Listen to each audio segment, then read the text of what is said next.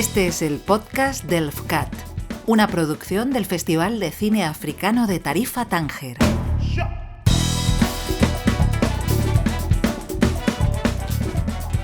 Muchísimas gracias al festival. Bueno, primero felicidades al festival. Lo podría decir cada año, pero me encanta decirlo 21 años después. Me parece fantástico que se haya mantenido, que siga aquí, que cada día y cada año se vaya superando a sí mismo, incluso en las dificultades, ¿no? Gracias por invitarme, porque para mí es un placer enorme poder llegar a estar a este espacio, y gracias todavía más acusadas por invitarme a participar en esta mesa en la que me gustaría estar ausente. Y os lo voy a explicar. Quiero estar ausente porque creo que tengo el privilegio, y vosotros también vais a tener el privilegio, de estar ante dos mujeres fantásticas que no necesitan que nadie las dirija, porque ellas mismas pueden establecer una conversación absolutamente fantástica, fluida, enriquecedora y educadora, ¿no? A mí ya me van educando, aunque ellas piensen que soy, que soy difícil de educar en algunas cuestiones. Nosotras hemos estado preparando este encuentro, nos hemos estado conociendo, hemos estado hablando, y yo, escuchándolas, he pensado, tú no tienes nada que decir, tú lo único que tienes que hacer es ir introduciéndolas, ir dejando que vayan tomando la palabra, porque en espacios como este y en otros muchos espacios, bueno, creo que son las que más tienen que decir, así que nada más. Yo os la cedo, porque además es vuestra, ¿vale? Para vosotras.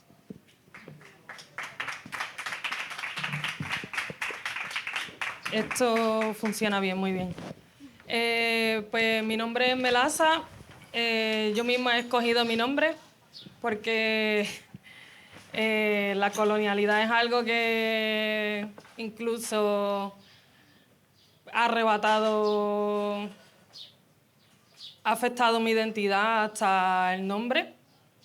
Yo he heredado los apellidos de los amos que poseían a mi familia. Y bueno, la melaza es el extracto de la caña de azúcar por la que trabajaron esclavizada mi familia tantos años, y me gusta, pues, reivindicar eso. Yo soy de Puerto Rico, caribeña. He emigrado a Andalucía hace ya 5 años. Ha sido uno de los procesos más dolorosos y más trascendentales en mi vida. Me la ha cambiado para siempre. Y pues a raíz de esta experiencia migratoria tan dolorosa, he construido el proyecto Afroculto. Afroculto es un proyecto, pues, que reivindica el impacto anticolonial de los saberes afrocaribeños a través de la investigación artística. Y la reivindica porque no hace falta empoderarla, porque el poder ya lo tiene. El poder ya lo ha tenido de manera ancestral. Pues comenzamos este proyecto con exposiciones de collage hasta recientemente, pues, eventos de ceremonias con tradiciones afrocaribeñas en la orilla del río Guadalquivir, de ser un proyecto en el que yo, pues, sanaba toda la herida colonial que tengo acumulada dentro de mi ser. Ha pasado a ser algo colectivo en el que, pues, migrantes afrocaribeños en Sevilla se han involucrado, y pues nada, esperamos seguir avanzando. Muchas gracias a la organización por la invitación, y la verdad que es un punto a vuestro favor de abrir el espacio a mujeres, a colectivos y colectivas, para que se expresen, para que hablen desde nuestras propias experiencias, epistemologías y contextos. Muchas veces se nos ha robado los espacios, se nos ha robado la palabra. No hemos hablado mucho de que las mujeres siempre nos dicen, y colectivos nos dicen, que queremos darles voz, pero partimos desde la idea de que las mujeres racializadas no tienen voz y tenemos que darle voz. Lo que tenemos que darle es espacios para que hablen más alto y claro sobre sus experiencias, sobre nuestras vivencias. Así que este espacio es muy, muy importante para que los colectivos, las colectivas puedan expresarse. Y esto es un acto político de presentarse aquí, de hablar, de tener agencia, incluso a nivel estético. El mero hecho de ver este cuadro es un acto político, es un poder, es un poderío que tenemos que apreciar y espero que aprecien, ¿no? Bueno, me presento, soy Shaima Bujarza, soy una migrante. Muchas veces hablo más de migrante que mujer porque mi experiencia en el Estado español fue marcada por mi proceso de migración, es decir, cuando yo salgo a la calle soy más migrante que mujer. Soy más musulmana que mujer. Entiendo que esto en los espacios feministas y en los espacios colectivos no se entiende y hablamos más de patriarcado que racismo, islamofobia y antigitanismo. Pero mi experiencia de mujer es marcada y acompañada y interseccionada por mi condición de migrante y de racializada, de mujer mora, aunque bueno, antes de llevar el hijab parecía caribeña, porque también aprendí español en Colombia. Bueno, es muy complejo, ¿no? En mi proceso de racialización acá. Yo llegué a Sevilla, ¿no? Voy a hablar un poco de mi proceso para que entiendan cómo la ley de extranjería, como extranjería, llega a marcar el proceso y el futuro y la realidad de las mujeres. Yo llego desde Marruecos con estudios en ingeniería eléctrica. Llego a las universidades a homologar mis estudios y continuar. Mi proceso acaba ahí. ¿Por qué? Porque no hay concuerdos entre las universidades. Entonces, vuelvo a hacer selectividad, vuelvo a tener un título, un máster, etcétera, etcétera. Lo hablo en 2 frases, pero estos son traumas de años que se resumen en 2 frases. Por eso digo que mi proceso de integración en esta sociedad es marcada por mi condición de migrante. Y si yo no tuviera los privilegios para estudiar y tener un título, pues no me vais a encontrar aquí. Es decir, el hecho de que yo esté aquí presente, hablando con un micrófono y con un nivel lingüístico, como veis ahora, de hace 7 años, solo llegué hace 7 años, es gracias a mis privilegios que muchas otras mujeres no tienen, mujeres migrantes. Entonces, digo que muchas veces el proceso de racialización va marcada por mi proceso de ser migrante. Y muchas veces en los espacios feministas no entienden por qué hablamos más de racismo que de feminismo y antipatriarcado. No entienden por qué hablamos más de islamofobia que de antipatriarcado. Entonces, pues nada, es un llamado a atención a que entendamos las intersecciones que viven mujeres racializadas en este territorio y bueno, también es una oportunidad que aprovecho en este espacio para abrir las miradas. Se van a abrir muchas heridas y se va a sentir mucha fragilidad porque se está cuestionando aquí el privilegio blanco y cuando se cuestionan los privilegios florece la fragilidad. ¿Sí? Eso es... Bueno, yo lo sé, lo digo, así me siento aquí en esta mesa desde la fragilidad blanca. Incluso yo le he dicho que en Afrocolectiva, que hablo ahora sobre ello, hemos desarrollado un autotest de fragilidad blanca. Es decir, lo podéis buscar, autotest de fragilidad blanca por Shaima Bujarza. Cada vez que hablamos de racismo, bueno, cuando hablamos de patriarcado, siempre decimos que el hombre se sienten frágiles, ¿no? Porque estás cuestionando su privilegio y la gente no está preparada para abandonar privilegios. Es decir, hablar de privilegio conlleva hablar de fragilidad. Es normal, es así, hay que asumirlo y avanzar para adelante. Entonces, ante todas estas trabas migratorias, ante todo este racismo estructural, sistemático, es decir, no es una ecuación interpersonal, no es que mi vecino me está diciendo mora de mierda, es que la sociedad, las estructuras, los sistemas me niegan acceso a empleo y a formación, que es muchísimo más difícil que mi vecino diciéndome un insulto racista. ¿No? Entendemos el peso de esta opresión, ¿no? En ese proceso yo, bueno, avanzo ante estas trabas. Lo digo en 2 frases, tuve una carrera y un máster, pero como he dicho, esos son años de sufrimiento, siendo migrante y sabiendo la herida colonial y la herida migratoria, que es comparada a un duelo migratorio, como es el duelo de perder un ser humano. Esa es la migración. Es el mismo duelo, porque estás rompiendo lazos con tu territorio, con tu familia, con tu ser, con todo lo que eres y abrazando un espacio que no eres. Y tener que luchar con una identidad que te rechaza y en una sociedad que te rechaza. Es una lucha constante, desde el propio idioma, desde la propia estética, que tú, el hecho de ser una persona que desafía la estética ¿no? en la sociedad es fuerte. Es fuerte tener siempre que luchar para existir.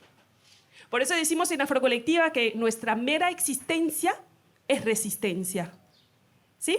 Entonces, en ese proceso, bueno, yo avanzo, sobrellevo estas trabas, etc.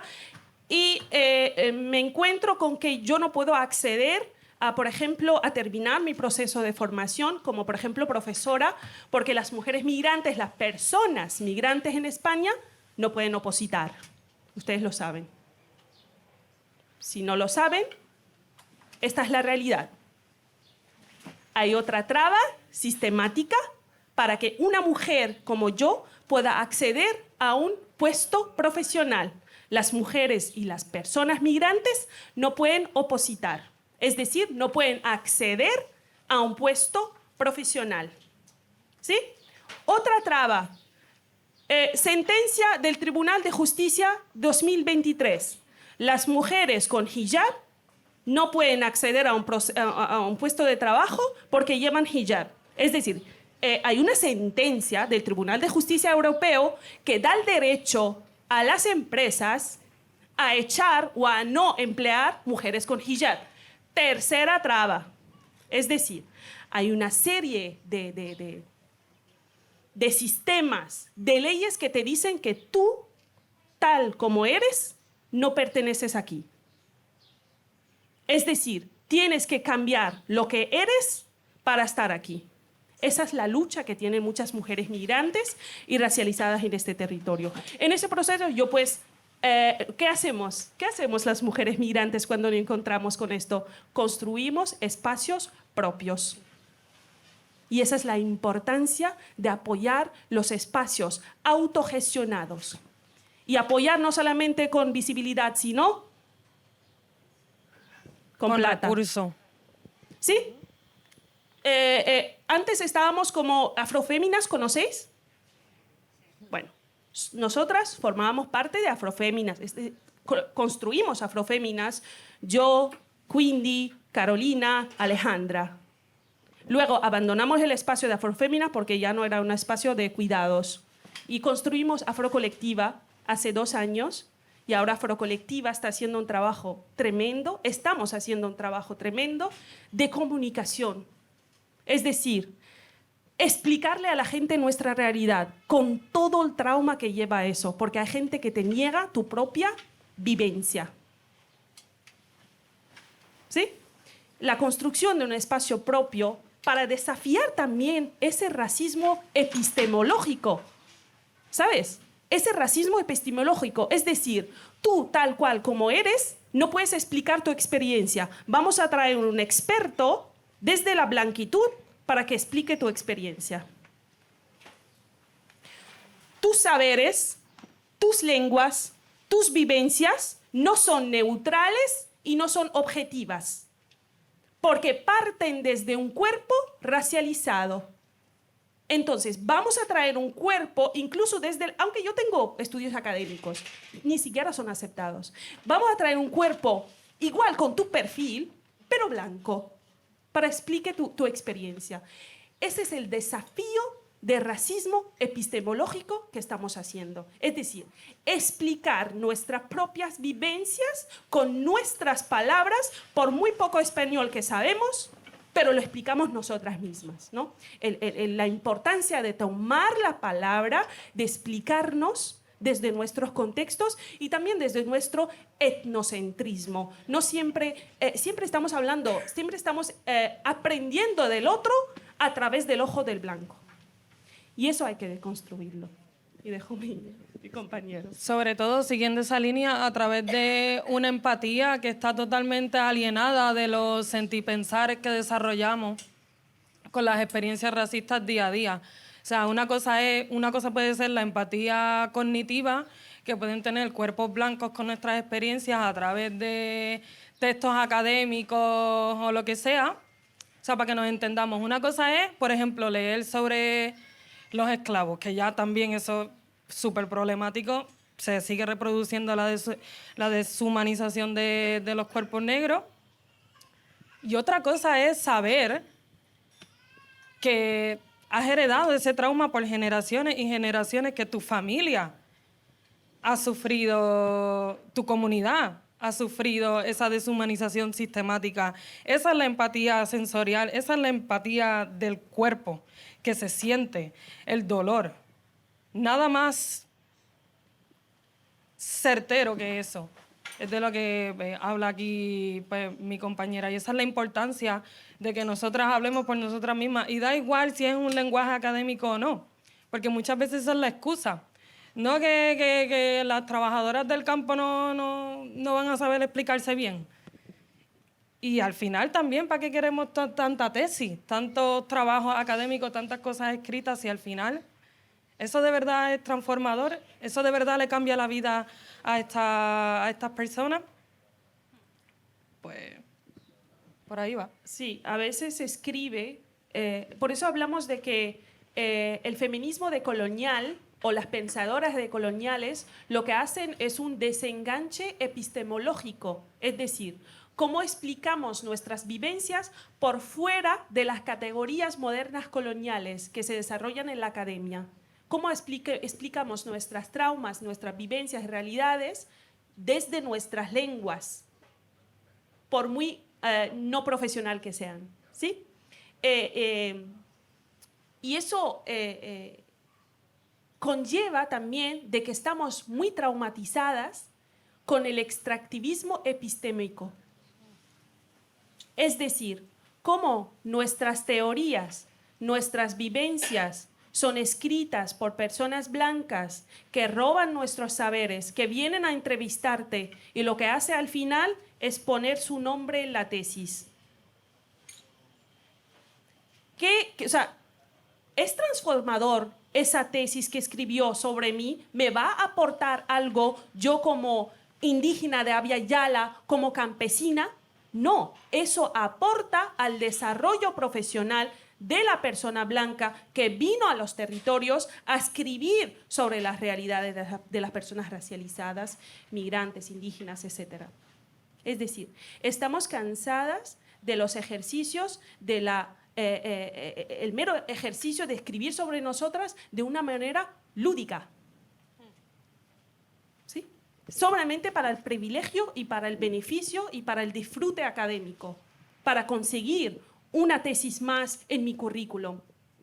Por eso es muy importante apoyarse en las prácticas políticas, salir a la calle y escuchar a la gente.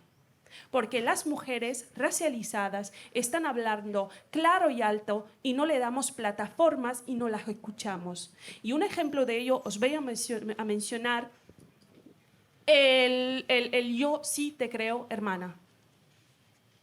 El yo sí te creo, hermana, con las mujeres blancas víctimas de la manada.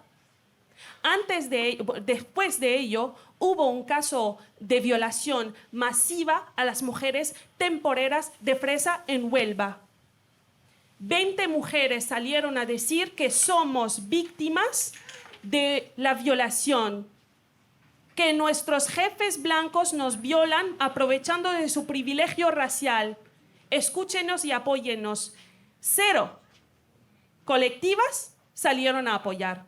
No hubo marchas masivas como sí las hubo con las mujeres víctimas de la manada.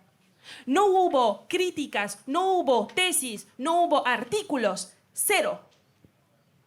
Entonces, el yo sí te creo es para las mujeres blancas nada más. ¿La sororidad acaso es selectiva?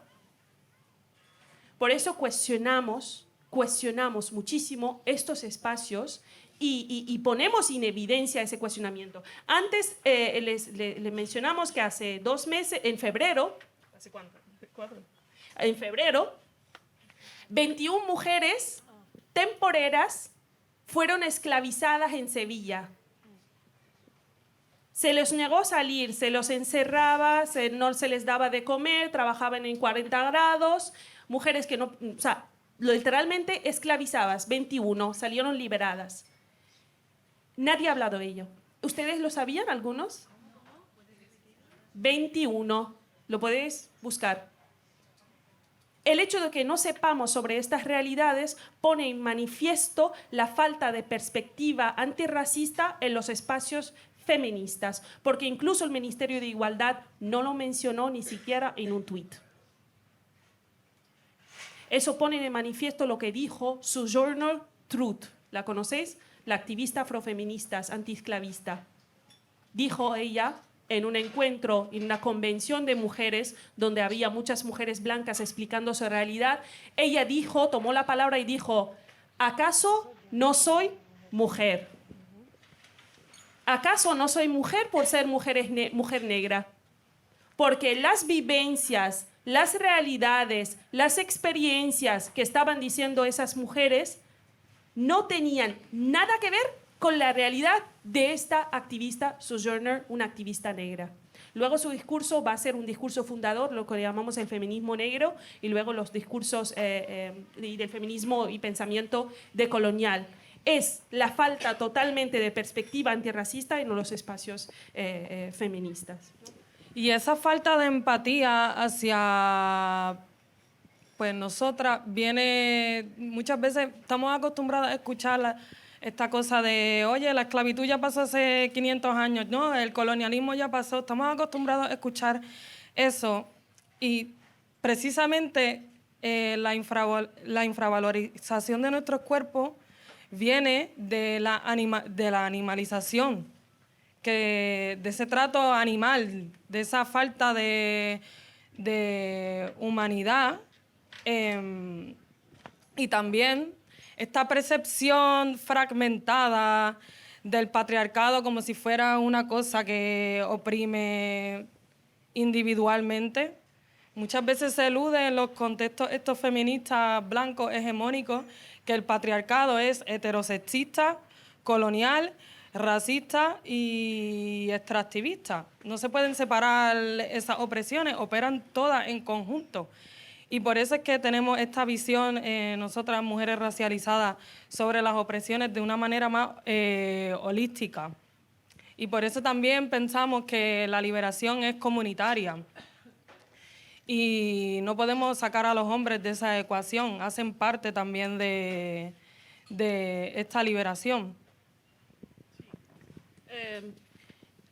La hermana mencionó que se nos negó humanidad, se nos interpreta como cuerpos no humanos. Y eso suena muy fuerte, ¿no? Es muy fuerte, ¿no? O sea, ¿cómo es que ustedes no son humanos, ¿no? Es increíble, ¿no?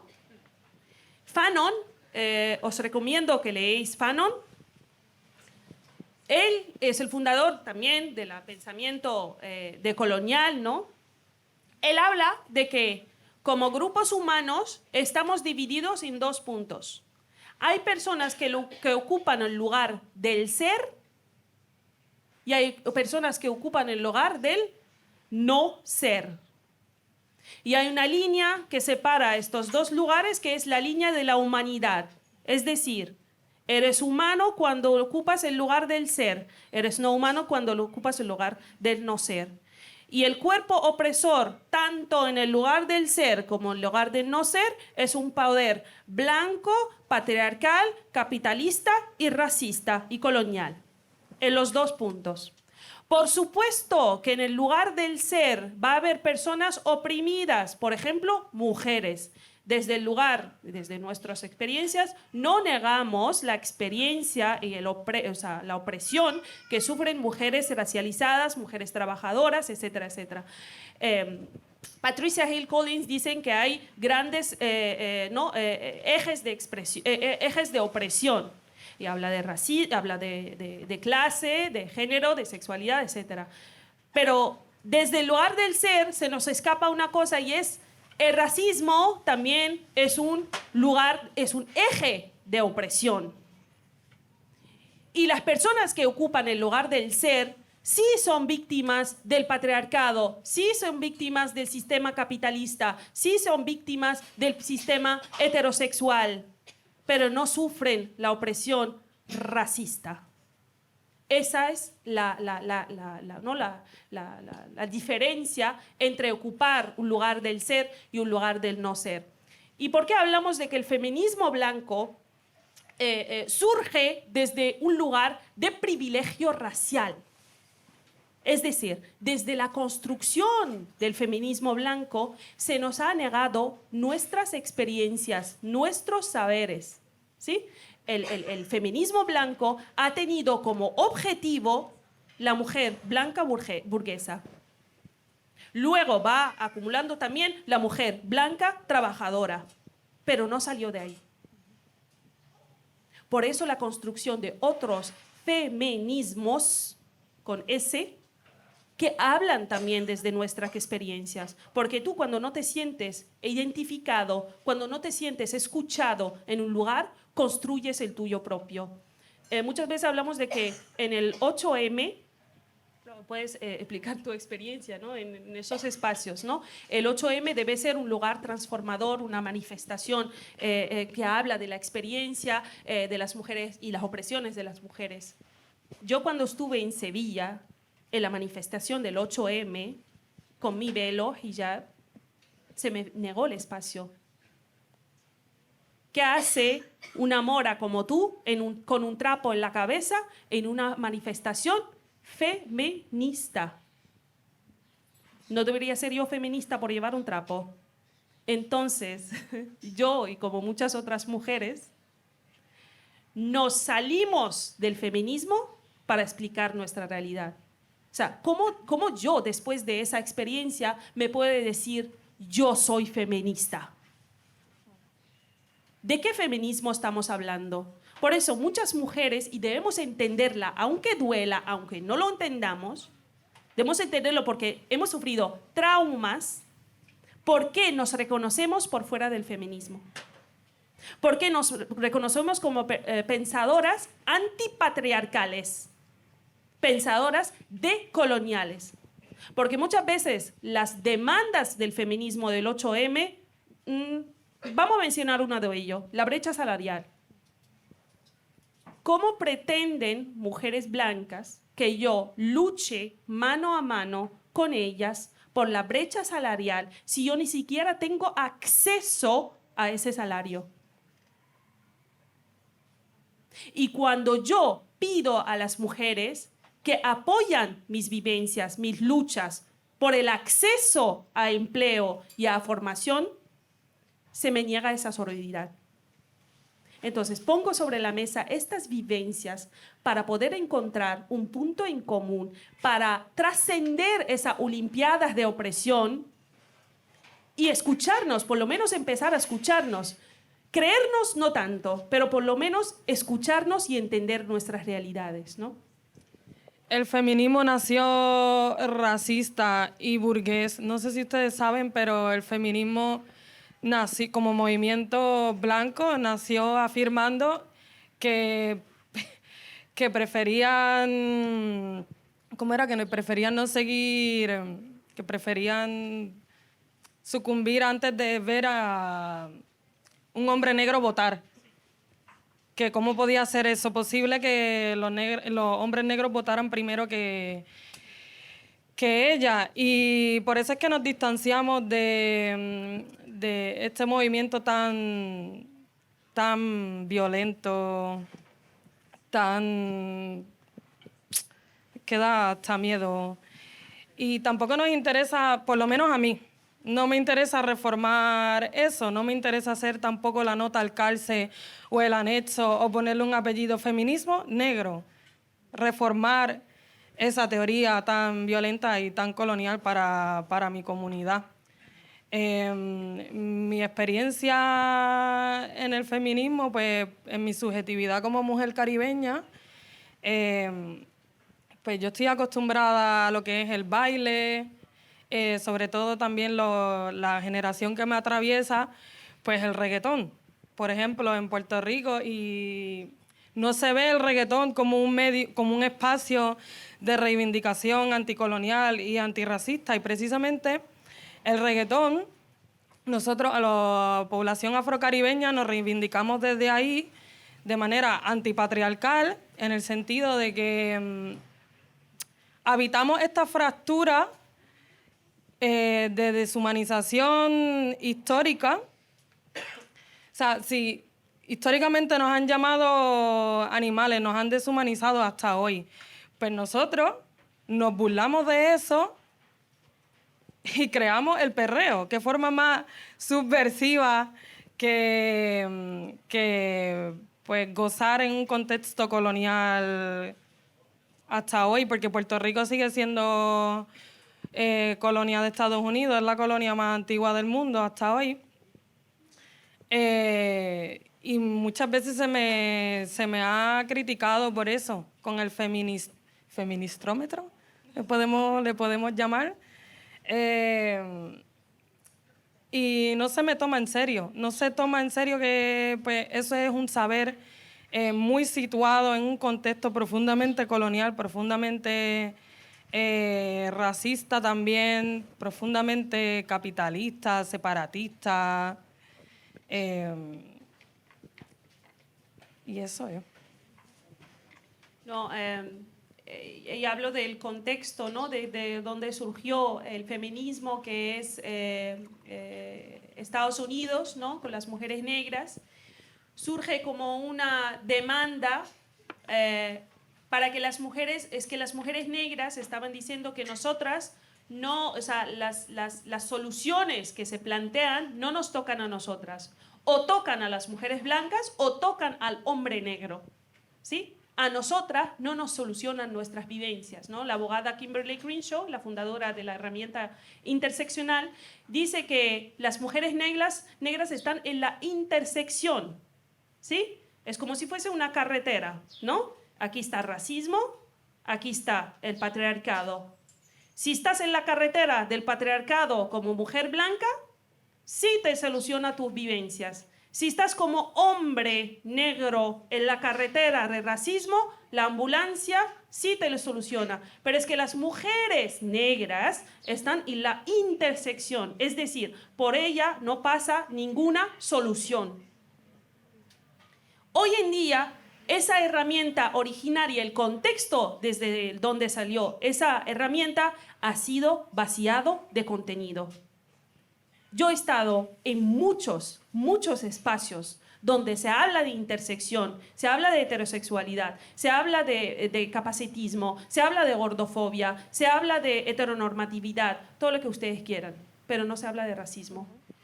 La razón por la que surgió esta herramienta interseccional, y eso pasa con muchísimas herramientas que fundamos desde el Sur Global, se apropia de nuestras saberes, herramientas, se les vacía de contenido y se nos devuelve como una palabra y un concepto vaciado. Muchas veces hoy en día encontramos un título de una ponencia con el adjetivo por ahí interseccional, pero ni las ponentes ni el discurso es interseccional y deja completamente por fuera la cuestión étnico-racial y las mujeres racializadas. Es decir, debemos reflexionar un poco sobre el concepto de interseccionalidad, desde dónde surge, cuáles las soluciones que querían. No podemos quitar la cuestión étnico-racial de la interseccionalidad porque es la razón por la que fue fundada esta herramienta, ¿no? He hablado mucho. Que va. Es más, bueno, ya lo habéis anticipado, porque fijaos, cuando empezábamos a pensar, vamos a introducir la cuestión del feminismo y del feminismo decolonial, que es desde donde en teoría os manifestáis, ¿no? Y dejáis y construir vuestras narrativas. Y me dijeron, no, nosotras vamos a deconstruir hasta el feminismo, porque no nos reconocemos como feministas.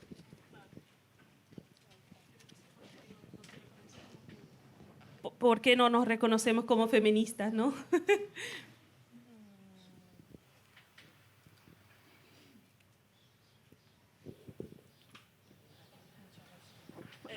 Bueno, yo. Como hemos dicho, no, esto es un debate, ¿eh? Nosotros mismas estamos en constante debate. Yo quiero ser antipatriarcal, por supuesto. A ver, si ahora estoy hablando y parece que soy antifeminista. Poned nuestro nombre, Shaima Bujarsa, mezquita, en Google. He liderado un movimiento contra la mezquita por no dejar espacio para mujeres. Estamos llevando un trabajo antipatriarcal. Estamos deconstruyendo nuestros espacios comunitarios del machismo y del patriarcado que sufrimos. Pero yo cuando busqué apoyo en mujeres de un partido, feministas progresistas, estas mujeres, en ese contexto, que lo vais a ver si lo buscáis en Google, vais a enterar de chisme entero, estas mujeres no me dejaban espacio, es decir, no me dejaban portavoz. Estas mujeres me roban portavoz y hablan por mí. Lo volvieron una lucha partidaria.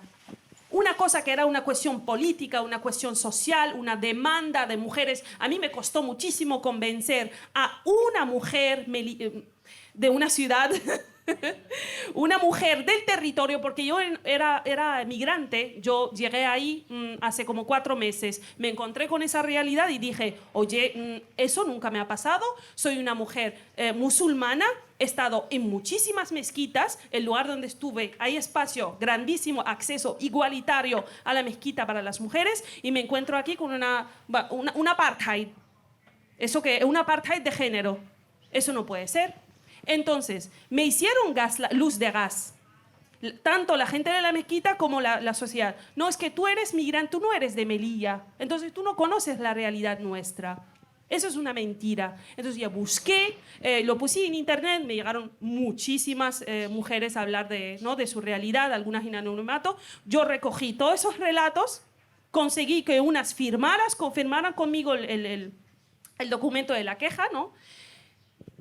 Y cuando recupero sola todo eso, mujeres feministas, progresistas, blancas de un partido específico, quieren coger eso y volverlo una lucha partidaria. Es decir, te ponemos los abogados para que denuncies tal partido. Le he dicho, a mí no me interesa denunciar el partido. Yo quiero mi espacio en la mezquita, yo quiero acceso igualitario. A ver, hombres también me hicieron luz de gas diciendo que eso era una cosa fundamentada en la religión, ustedes no pueden acceder. Pero se encontraron una persona islamóloga y acababa de hacer una tesis sobre feminismo islámico. Es decir, las demandas, yo era una persona muy preparada para liderar esa lucha. Pero ni eso bastó, ni mi formación académica, ni mis conocimientos dentro de la comunidad bastó para que yo liderara ese movimiento. Por eso hablamos de la distancia y de la traición que sentimos a veces desde espacios feministas. Por eso hablo siempre de que las mujeres racializadas deben liderar sus luchas emancipatorias, porque somos las que mejor conocemos nuestra opresión. Por mucho que a ustedes le han comentado o le han contado sobre la opresión de otras, la que va a conocer y la que va a tener las herramientas de solucionar su propia experiencia somos nosotras, las mujeres racializadas, ¿no? Porque el feminismo ya fue, ¿no, Melaza? Sí, muchas veces estamos acostumbradas a tener que aguantar que bajo pues la instrumentalización del discurso de la interseccionalidad, estamos menos capacitadas para hablar de ello y muchas veces tenemos que dar las gracias desde nuestras experiencias, muchas veces tenemos que dar las gracias porque se nos va a visibilizar nuestra situación y es que, señoras y señores, de visibilidad no se come y eso no no transforma de verdad nuestras vidas ni la de nuestras comunidades. Pues ojalá se comiera de esos collages tan chulos que haces y de esas representaciones. De eso sí que no habéis hablado todavía y a mí, bueno, si no os importa, me encantaría que lo compartierais porque a mí me parece súper valioso. Bueno, realmente todo lo que hago artístico es para no morir en el intento de vivir, de sobrevivir en este mundo tan colonial y tan racista. Ahí yo vacío todos mis traumas, toda mi herida colonial y es un espacio también de encontrar cosas en común con otras personas que les atraviesa el patriarcado de manera, pues como es, ¿no? Transversal.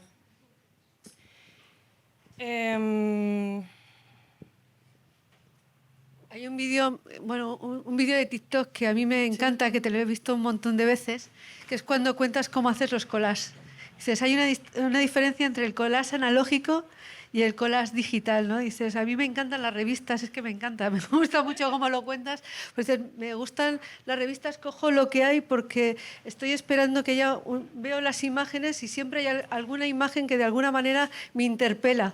Y con esas imágenes las das la vuelta de una manera espectacular y cuentas otra historia. No cambias las imágenes, las utilizas, pero las utilizas para contar otro relato. La resignifico, sí. Una amalgama de imágenes, estereotipos coloniales, sobre todo en el Caribe, este imaginario, ¿no? de la mulata. Incluso se han construido un montón de productos culturales. Pues la misma canción esta de Pau Donés, ¿era? La de la tremendísima mulata. Súper famosa y es súper celebrada, La Flaca, la canción esta. Y pues son imágenes pues, sonoras, imágenes visuales, que una lleva aquí en la cabeza pues, muy metida y entran en conflicto con las identidades de una y pues trato de resignificarla. Y el proceso creativo es eso, tratar de hacer un collage. Es eso, tratar de coger todas esas imágenes, todos esos estereotipos coloniales que se te quedan aquí en la cabeza y en el corazón y tratar de revertirlas y resignificarlas bajo tu propia mirada, bajo tu propia experiencia e interpretación. Y ese es el desenganche epistémico que he mencionado antes de las categorías blancas modernas coloniales, es decir, cómo explicamos nuestra propia realidad no solamente desde la escritura académica, también hay que aterrizar sobre bailes, relatos solamente verbales, porque ustedes saben, por ejemplo, en la región Amazigh, en el norte de África, no se escribe. El conocimiento se transmite oralmente. Y es cosa que hacen, por ejemplo, feministas decoloniales, pensadores decoloniales, es recuperar todo ese saber oral y escribirlo, porque si no lo van a escribir ellos, pues como siempre, un blanco antropólogo va a ir a un pueblo a escribir sobre la realidad. Peor, de otras profesiones que la antropología. Los famosos antropólogos, ¿no? Se me olvidó el nombre, qué pena. Una pensadora yoruba de Nigeria. Bueno, voy a mencionar otro que conozco el nombre, Mama África, ¿no? Makeba, Miriam Makeba. Ella dice que, bueno, la conocéis, tremenda. Vale, bien. Miriam Makeba, ella habla de que parece que no existimos. Parece que nunca existimos hasta que venga un hombre blanco a escribir sobre nosotras. Ahí sí existimos.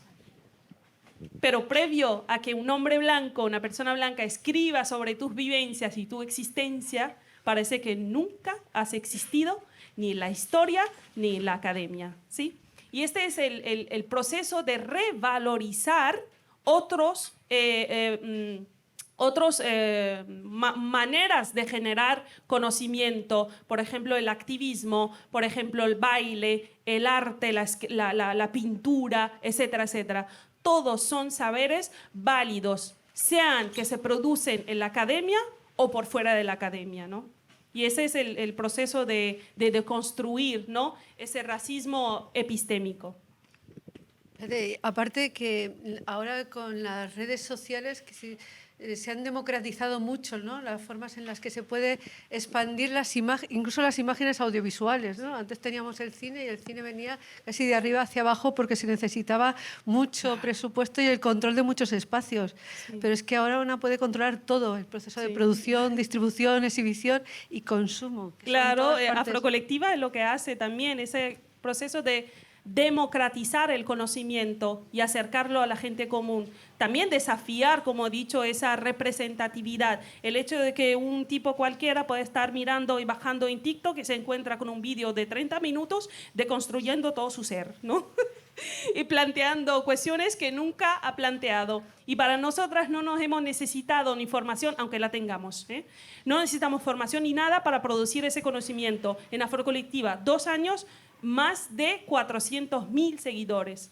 Gracias a nuestras experiencias, nuestras vivencias, que hay muchísima gente que se sienten identificadas con ella, pero no encuentran el espacio donde pueden producir todo ese tipo de conocimiento. También es una manera de hacer una puente entre la academia y la sociedad, ¿no? En términos de acercar la academia. La academia, para acceder a ella, para leer, etcétera, necesitas un tremendo privilegio, tanto lingüístico, económico, etcétera, para acceder a ella. Entonces, hay personas que pudieron acceder a ella, entonces lo acercamos. Y también abrimos el espacio a otras colectivas que no son académicas, no escriben. Son, por ejemplo, tenemos una persona que dibuja y le ponemos un espacio.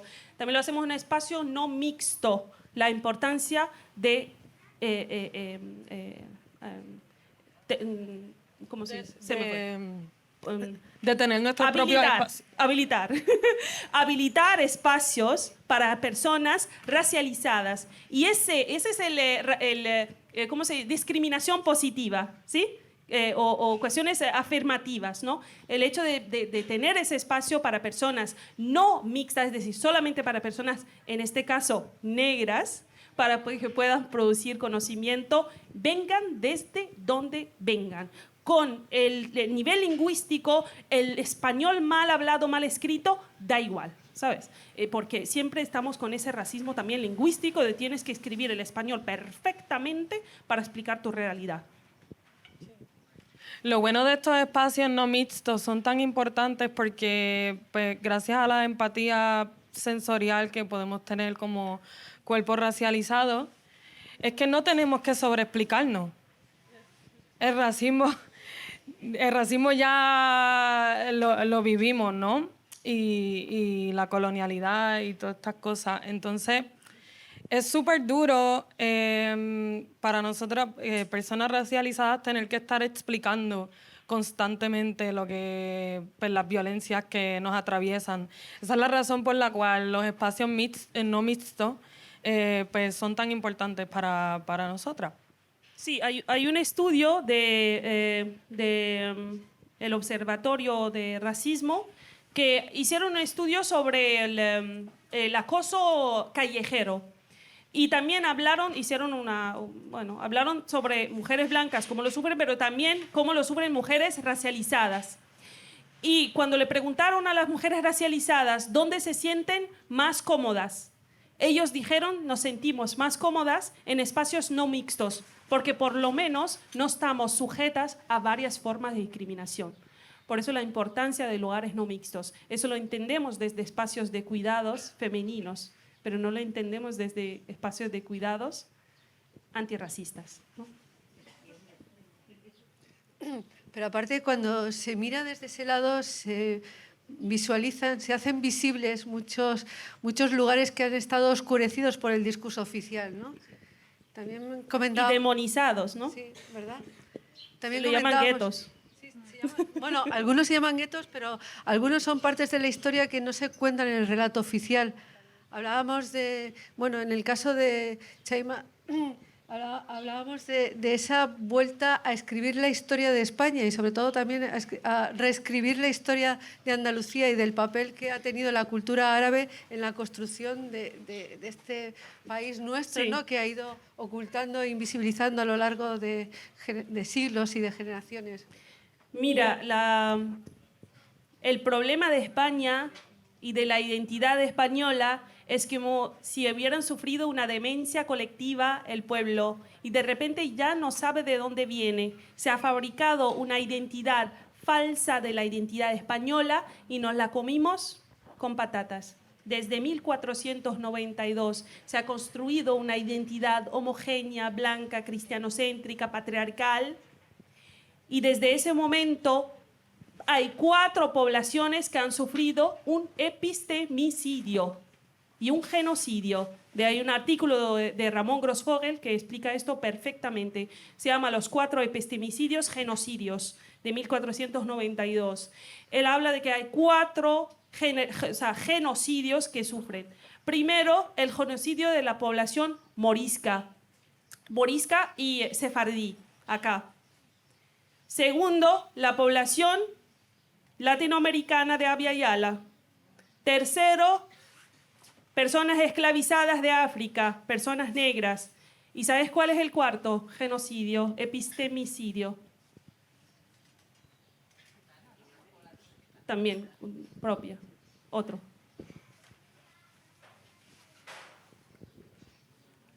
Las mujeres brujas. Por eso hablamos de la construcción del sistema mundo moderno colonial como un sistema patriarcal, porque también invisibilizó y subyugó a mujeres de acá, mujeres blancas igualmente. Por eso hablamos de estos, no olvidemos estos 4 epistemicidios, genocidios.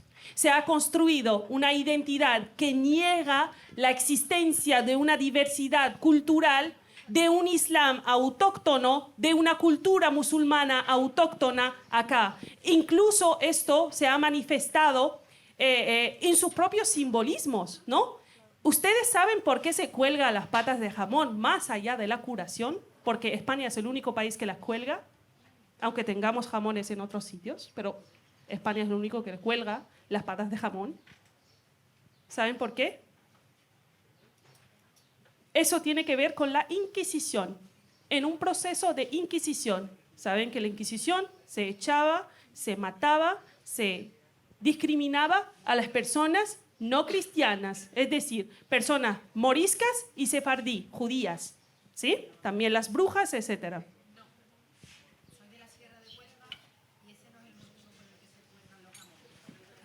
Estoy hablando de un proceso. Yo no estoy hablando de la experiencia ni nada. Estoy hablando, podemos hablar de Manuel Puerta Vilches, podemos ver su tesis perfectamente, que está apoyada por muchos autores. Termino. Se cuelga las patas de jamón para demostrar que un negocio y una casa no son ni judíos ni musulmanes, porque resulta que ni los judíos ni los musulmanes comen cerdo. Entonces, la carne de cerdo se vuelve un indicador de la cristianización de una persona. Y esto está apoyado por la academia, incluso blanca y europea. ¿Sí? Entonces, incluso nuestros símbolos son apoyados y tienen un origen de un genocidio. Aquí se ha negado una identidad musulmana, blanca, musulmana, racializada, judía, morisca, autóctona. Lo que ha sufrido este país es una extranjerización de otras identidades.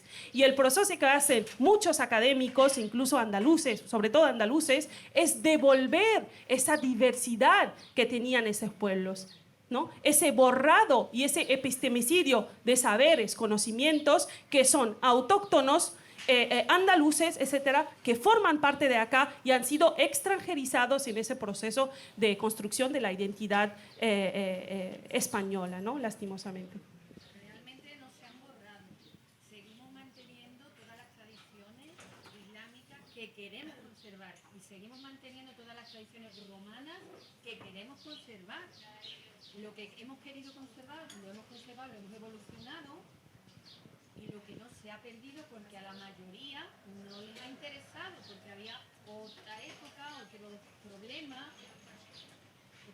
básicamente, que se viene la industrialización, que se viene a nivel global, ¿no? Ha habido otros problemas y todo lo que ha venido de Roma, lo que ha venido del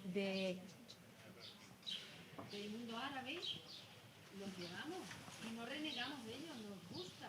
Sí, por supuesto, siempre hay personas que no reniegan, pero la opinión pública, desde la academia, etcétera, se ha renegado. Se habla de reconquista, RE. No fue una reconquista porque no existía España. España no existía antes. Yo creo que el proceso de reconquista, tenemos que deconstruir y descolonizar esa RE del proceso de reconquista, porque la Iglesia Católica o los reyes católicos están hablando desde una posición de víctima, están hablando de recuperar unos territorios que no les pertenecían y están hablando de posición de víctima cuando están cometiendo un genocidio. Los 4 genocidios, eso es una realidad histórica. Las personas esclavizadas, los moriscos echados, eso es una realidad histórica que no podemos negar, que bueno, podemos debatir en otro momento, pero eso es una realidad histórica que está apoyada incluso desde nuestros cuerpos, que todos los moriscos y las personas sefardí se fueron al norte de África a habitar ese territorio y convivir con personas que sí podían convivir con ellos. Entonces, debemos un poco reflexionar sobre ese proceso de genocidio, de epistemicidio. Recordemos de la quema de libros que se produjo en 1502 en Granada, en Vibrambla. Se recogió todos los libros de filosofía, de medicina, de etcétera, etcétera, y se quemó en la plaza de Vibrambla. ¿Cómo lo llamamos eso desde la academia? Epistemicidio. La quema de saberes y conocimientos locales que no solamente son personas moriscas, no ya hablamos de árabe, hablamos de personas amazigh, hablamos de personas autóctonas, no hablamos de españoles, sino personas que viven en Andalucía, moriscas, etc. Le quemamos saberes, quemamos conocimientos y construimos una identidad falsa, homogénea, cristiana. Pretendemos que todo el mundo sea cristiano, hacemos un borrado totalmente de identidades complejas y diversas que convivían en este territorio. Y es lo que intentamos reclamar, una vuelta a nuestra España, pero diversa, que admite una diversidad cultural, religiosa, epistémica, etcétera, etcétera. Hola, gracias por vuestra presencia y vuestro discurso, que es súper interesante. Yo soy feminista, internacionalista y universalista. No le pongo más adjetivos. Y me gustaría que hablarais un poco de un problema que existe en España sobre las mujeres inmigrantes, donde el 90% de las mujeres en prostitución son mujeres migrantes. Es decir, el proxenetismo internacional, el puterismo español, utiliza a las mujeres migrantes en la violencia sexual más horrible que existe.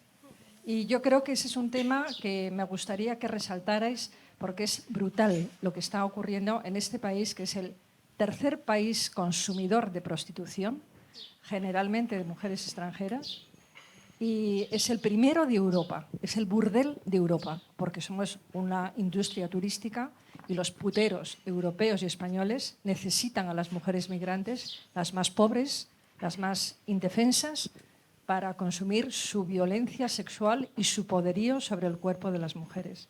Me gustaría que hablarais un poco de este tema, porque me parece que es un tema brutal. Pero además también me gustaría que hubierais mencionado el tema de la clase social. No solamente, la clase social es fundamental. Aquí cuando viene un extranjero árabe o negro rico, puede comprar lo que quiera, no tiene problema para tener una residencia española. Es decir, la clase social atraviesa todo.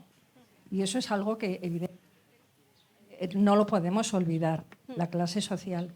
Las que vienen, si son pobres, están marginalizadas. Si son ricas, en absoluto. Dentro de la clase social, pero por el patriarcado universal sí que están marginadas, ¿no? Y discriminadas y no tienen ese poder.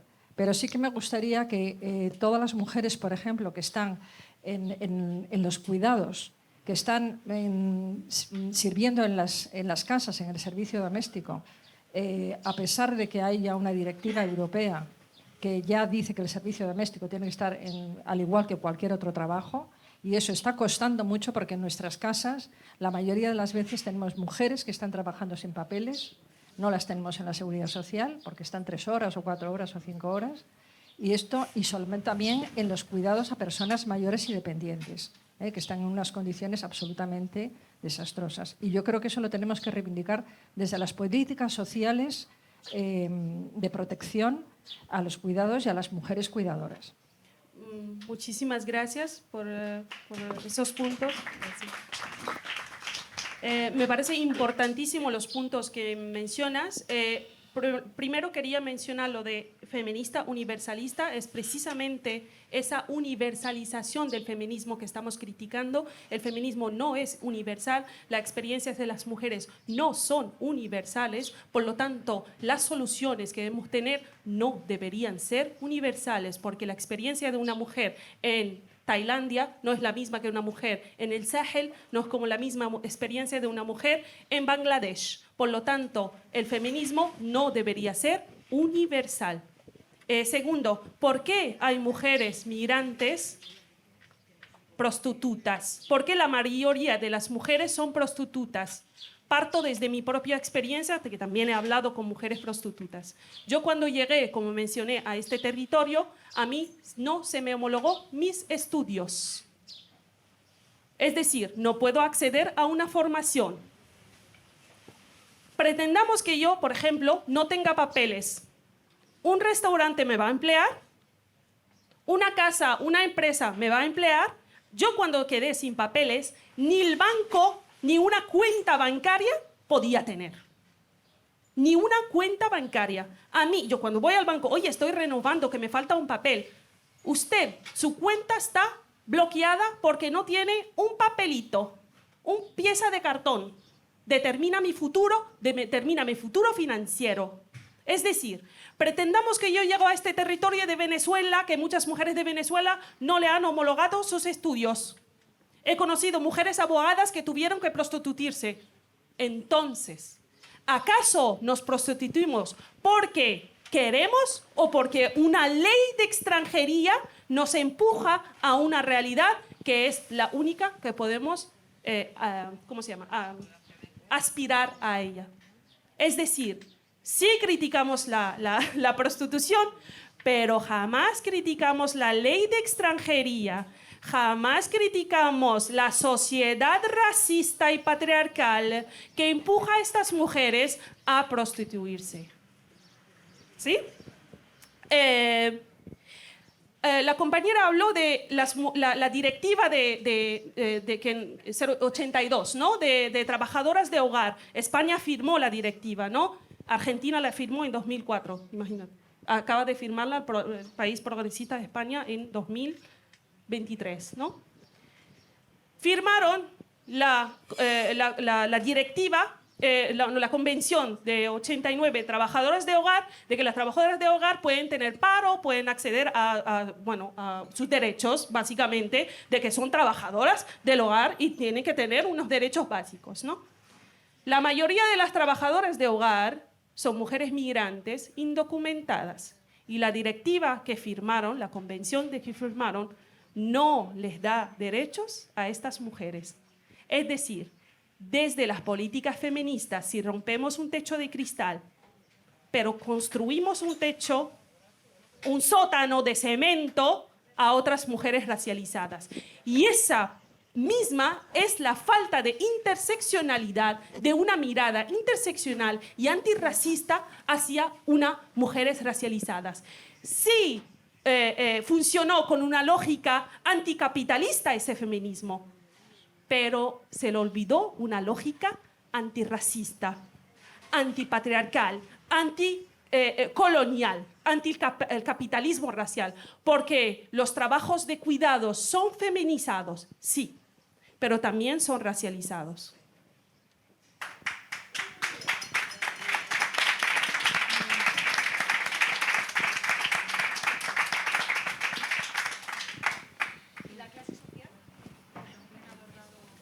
Sí, es un eje de discriminación, como he contado.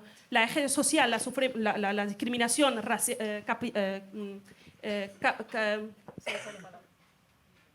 capitalista, la sufrimos todos. Pero recuerdo un caso de un futbolista negro, tanto en Italia como el de Madrid, Vinicius. Su plata, su dinero, no le salvó de ser víctima de racismo.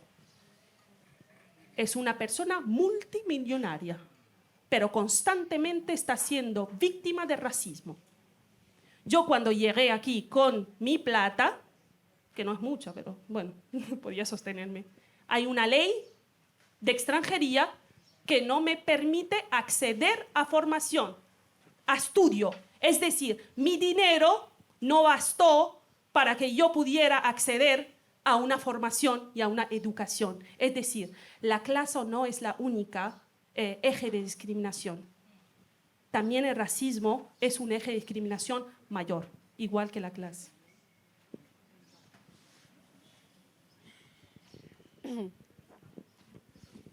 ¿Alguna palabra más? Hay tantas cosas por aquí, ¿verdad?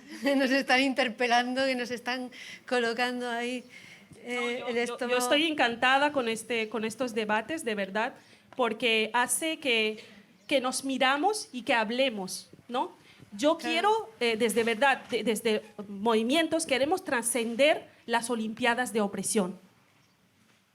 Y queremos llegar a un espacio donde somos escuchadas y creídas. Bueno, no tienen que creernos, pero por lo menos escucharnos y tender la mano. Porque muchas veces somos revictimizadas. No se te crea ni tu propia experiencia. Y ese es terrible. Hablamos de las mujeres que sufren violencia de género, de que hay que creerlas. Es muy importante creerlas. El yo sí te creo, hermana, también aplica a experiencias desde acá, aunque no lo vivamos. A experiencias que salen desde una visión etnocéntrica y que se hablan desde otras experiencias, ¿no? El yo sí te creo, hermana, yo te lo digo a ti, pero también ustedes deberían, ¿no?, creernos un poco. Muchas gracias.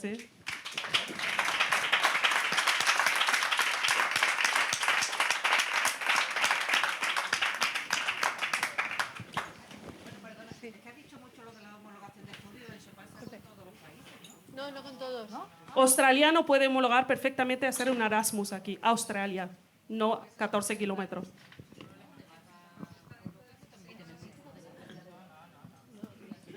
Gente de Venezuela que vinieron con estudios de abogacía, de medicina, gente de Siria, y no se les homologó sus estudios, ¿no? Exactamente, exactamente. Ese es el privilegio. Exactamente, ese es el racismo epistémico, ¿no? En Francia sí, porque somos un país francófono, ¿no? Entonces, Francia, Canadá, sí, porque hablamos francés. En las universidades estudiamos en francés. Pero España y muchos países no. No. Es una... Sí. El cuerpo, yo digo que es el cuerpo, mi pasaporte, no, como que no es válido, ¿no? Mi conocimiento ya se vuelve no válido. Yo tengo otra pregunta. Claro. ¿De Abya-Yala? No, de Abya-Yala, Venezuela, aunque tengas plata. Vinieron gente con mucho dinero y no pudieron homologar sus estudios. Tuvieron que ir a Estados Unidos, que sí. Sí, claro. Yo la última reflexión. Bueno, me ha encantado, tenéis mucha fuerza, tenéis mucha... Aquí, estoy aquí. Tenéis mucha fuerza y habláis fantásticamente bien, con lo cual es un placer escucharos. Y yo creo que la mayoría de las que estamos aquí, bueno, pues eso, compartimos desde la posición en la que estamos. No lo sé, mi reflexión es, vuelvo a la clase social, sé que el racismo y el ejemplo que dabas con el futbolista está claro, pero ¿tú no piensas que una mujer marroquí de clase alta, determinados estudios, capital cultural, capital educativo, tiene más que ver con una mujer española o francesa de ese mismo nivel que con una mujer marroquí rural, etcétera, etcétera? ¿No piensas que hay similitudes y que entre ellas hay diferencias? Es decir, una mujer tailandesa por muy diferente que sea la cultura, pero que es una mujer globalizada de una determinada clase social educativa, tiene más que ver con una europea y una europea a lo mejor con una tailandesa por los supuesto. viajes, Tenemos una tailandesa globalización, claro, es tenemos decir, que una... la clase social es clave. Por supuesto, es global, por supuesto. Tenemos, por ejemplo, en Marruecos ha sufrido un proceso de colonización, por lo tanto, hasta 1957 hemos obtenido independencia de Francia y no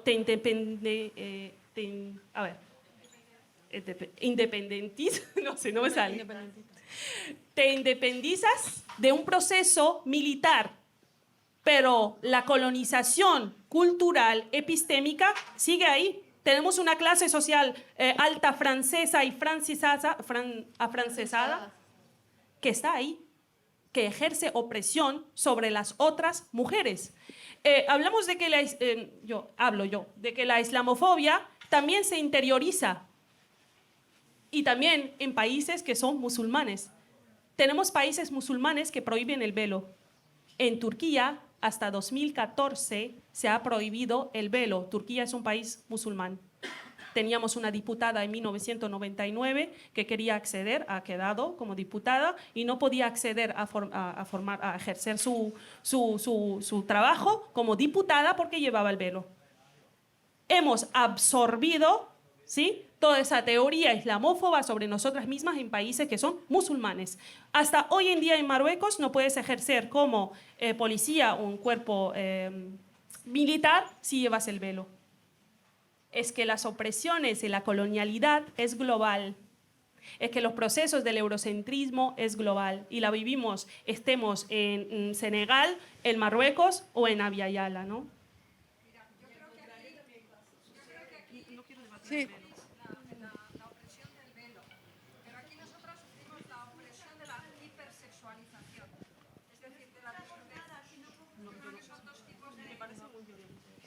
No, quería decir que es verdad que vosotras, y tenemos un concepto del velo que es una manera de oprimir a la feminidad y a las mujeres. Pero aquí en Occidente tenemos la opresión de la hipersexualización, de la desnudez. Unas porque van cubiertas y las otras porque tenemos que ir desnudas para los ojos de los hombres, para el placer de los hombres. Entonces son dos tipos de machismo muy diferentes, pero en el fondo nos están uniendo. Y yo creo que eso es lo que tenemos que hacer las mujeres en unos sitios. Ver cuáles son las convergencias, allí la cobertura y aquí la desnudez, la hipersexualización. Yo creo que es precisamente esa apropiación de nuestras vivencias y de nuestras palabras que estamos denunciando constantemente. Es decir, se afirma por nosotras que el velo es opresión. Aunque no vine aquí a debatir el velo, pero siempre acabo debatiendo mi existencia. Es tremendo. Siempre en cualquier conferencia acaba saliendo el tema del velo, aunque esté hablando de feminismo, aunque esté hablando de patriarcado, aunque esté hablando de yo qué sé, de salud mental, sale el tema del velo. Porque como mujeres somos reducidas a un trozo de tela. Desde el feminismo nos dicen, no te reduzcas a un trozo de tela, eres más que un trozo de tela. Pero desde otras opresiones, desde otras miradas, se nos reducen a un trozo de tela. Yo creo que no se puede asumir que nosotras sufrimos la opresión del velo. Creo que hay muchísima diversidad y creo que hay mujeres que sufren opresión de velo y hay mujeres que encuentran libertad en el velo y son mujeres tan válidas como las que encuentran libertad en una minifalda. Muchas gracias.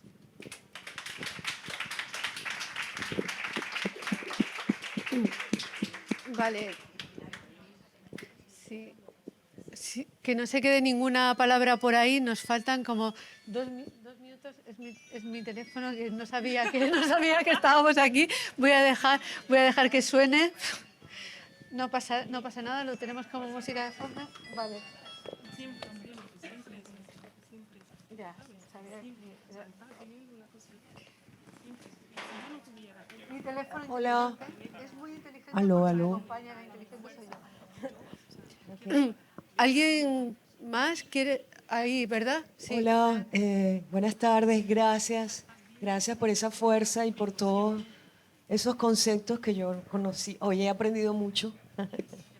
Yo soy latinoamericana y cuando hubo manifestaciones del Amazonas, las indígenas no podían ir a manifestar con los senos desnudos, porque las indígenas no usan sostén, las que están bien adentro, las que no están transculturizadas. Y se les dijo que ellas no podían ir a manifestar con los senos afuera. ¿Y por qué? Si esa es su naturaleza. Entonces, yo creo que la discusión no es si tiene un velo, o tiene los ojos azules, o si tiene los senos afuera. La cuestión es, no sé, la reivindicación de la mujer tal como ella es, dónde nació, sus raíces y su feminismo, que quitándose los valores patriarcales. Parece que free the nipple solo para las gringas, ¿no? y no para las mujeres del Amazonas. Sí, sí. A ver, libertad para quién se nos reivindicamos constantemente desde los feminismos, una libertad y una autonomía corporal es lo que estamos reivindicando. No tienes que usar, te libero como mujer musulmana con velo, te libero poniendo una ley que te prohíbe llevar el velo. ¡Hala! Claro, exacto. Pero yo no podría ponerme una minifalda en Marruecos o en Dubái. No, yo soy una mujer marroquí. Muchas de estas personas habrán ido a Marruecos, habrán visto mujeres con minifalda. Yo te puedo mostrar mi foto hoy en día en un vestido hasta aquí en la universidad. Las mujeres sí llevan minifalda en Marruecos. Yo creo que esta es una generalización, claro, una visión orientalista sobre las realidades. Claro, pero en Irán, por ejemplo, yo no podría ponerme una minifalda. Gracias. Siempre también sale el tema de Irán. Irán, antes de 1970, bajo el dominio de Reza Shah, que era un rey, obligó a que las mujeres no lleven hijab. Es decir, por ley no tienes que llevar hijab. Antes de 1970, bajo el dominio de Reza Shah. Había un dominio, o sea, ¿cómo se llama? Un reinado que quería asimilarse a los valores europeos. Y eso se ha llevado también en Turquía, etcétera, en todo el mundo árabe. Era una ola de modernización, y la modernización se traduce en una europeización, ¿sí? Entonces, en Irán las mujeres eran asesinadas por llevar el velo, pero nadie ha pegado el grito arriba para que las mujeres puedan llevar el velo como símbolo de libertad. Y desde ese momento tenemos mujeres en Irán, hoy en día, que luchan por el velo como símbolo de libertad, como hay mujeres que luchan contra el velo como símbolo de opresión. Pero como estamos en este territorio y en este contexto, creo que debemos escuchar las mujeres que están en este territorio donde existen leyes que les prohíben llevar el velo en ciertos espacios, ¿no? Gracias. Pues sí, pues muchísimas gracias por ocupar este espacio. Muchísimas gracias por haberlo hecho y compartir con nosotras todo ese conocimiento, y espero que os hayáis sentido cómodas. Gracias a todos. Gracias.